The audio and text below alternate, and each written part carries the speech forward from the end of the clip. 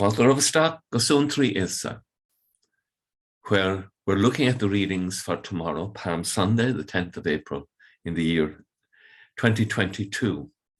Beginning with the blessing of palms, we have the reading of the entry into Jerusalem from St. Luke's Gospel. As he was drawing near at the descent of the Mount of Olives, the whole multitude of disciples began to rejoice and praise God with a loud voice for all the mighty works that they had seen, saying, "Blessed is the King who comes in the name of the Lord."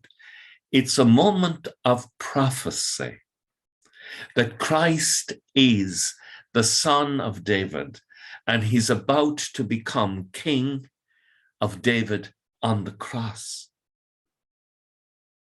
This is an extraordinary state of events and outcome, and it is so powerful an event that Christ, when the Pharisees give out to his disciples for being so happy that the Lord is doing something in their time and fulfilling the prophecies, and they rebuke Christ and the disciples, Jesus says, "I tell you, if they were silent, the very stones would cry out."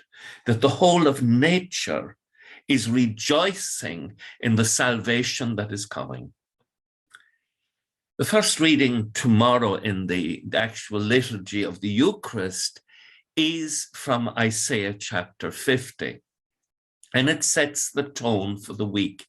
"The Lord has given me a disciple's tongue so that I may know how to reply to the wearied. Every morning he wakes me to hear, to listen like a disciple. The Lord has opened my ear." And that really is the theme of Holy Week. Every morning he wakes me and you to hear, to listen like a disciple. The Lord is opening our ears, opening our minds, opening our hearts. The Lord is about to perform again in us a great moment of salvation in the coming week. And we're asked to enter into it by listening, by being open to hear what God is saying to us in the events. And we take all of the events that have happened, the COVID and the war and everything else, the plight of the refugees, our own situation, the financial difficulties, all of these we take into the process of listening. But our primary listening is to the eternal Father and the Holy Spirit. The psalm tomorrow is the beautiful Psalm 22, my God, why have you forsaken me?" Now, verses 1 to 21 are the story of terrible suffering, but from 22 to 31 is the declaration that in spite of all of this, I see that God is doing wonderful things, and I will praise God. "I will tell of your name to my brethren and praise you where they are assembled. You who fear the Lord, give him praise. All sons of Jacob, give him glory. Revere him, Israel's sons." The cross is the glory of Christ. It is our glory too. And Philippians picks up that theme. "Though his state was divine, yet Christ did not cling to his equality with God, but emptied himself," kenosis in Greek, to empty yourself, to assume the condition of a slave. "And he was humbler yet, even to accepting death on a cross. But God has raised him on high."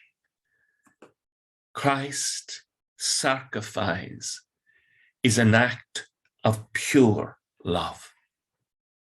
And so every knee should bend at the name of Jesus, and every tongue confess Jesus as Lord, to the glory of God the Father. And we listen to these words as we enter into Holy Week, and to the Passion tomorrow from St. Luke.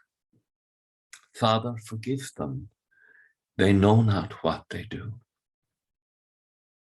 So we're entering into a week of listening, a time of listening, a time of inner stillness, so that we can hear.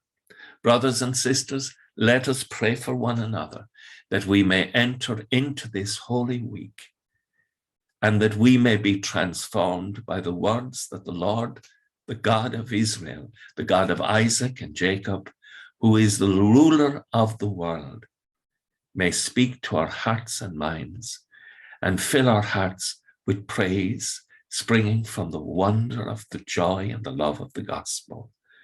With thoughts such as these, let us go to our beds and let us pray as we awaken in the morning, that we shall indeed praise and listen to the Lord our God. Slán go fóill, bye for now.